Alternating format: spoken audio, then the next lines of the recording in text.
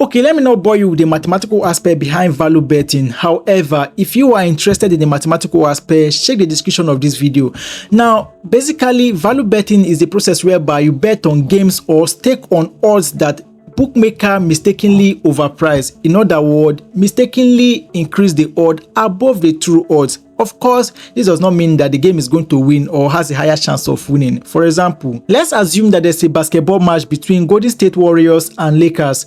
Since there can be a draw at the end of the match, meaning one of them will surely win. If the true odds for Warriors to win is 1.05 and the true odds for Lakers to win is 2.30, the goal is to look for bookmaker that mistakenly increased one of these odds above these supposed true odds, assuming this is the true odds. That is, maybe increase the odds for Warriors to win from 1.50 to 2.00, or increase the odds for Lakers to win from 2.30 to 3.10. This means that if you have 100,000 naira to bet on Warriors to win, if you bet that 100,000 naira as sporty bet and won, you will be paid just 150,000 naira. However, if you bet that same 100,000 naira on that same outcome at Bet King and won, you would have been paid 200,000 naira instead. First of all, it is a no-brainer that you would rather bet at bookmaker with a higher odd or a higher payout. Anyways, your goal now is to look for matches that bookmaker mistakenly increase their odd above the true odds like this.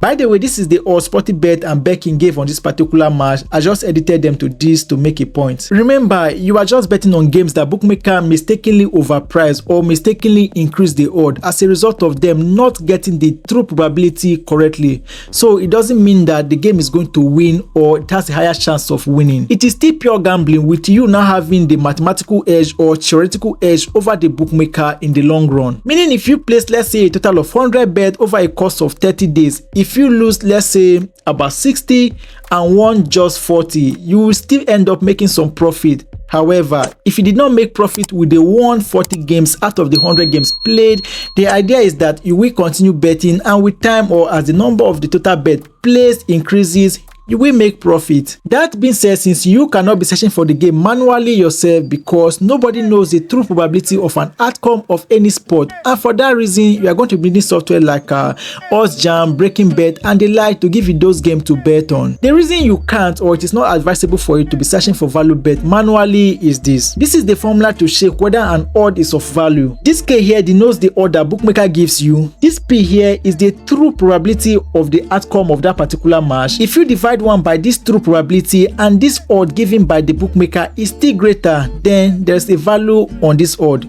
if you will put it that way. But like I said from the start of this video, we're not going to the mathematical part of this in this video. However, the reason I brought this formula up is just to remind you that you can't really get this true probability. As a matter of fact, even the bookmaker don't have it either. And the process of getting this true probability is another long story. Even with that, you will still not get the exact true probability. You only end up getting something slightly close, and even how close you are is still debatable because nobody knows the exact true probability. And to save you all those stress, platforms like OddsJam, Breaking Bet, among others, will give you those games. Your job is not to go and play the games. The only problem is all those platforms or software are not for free.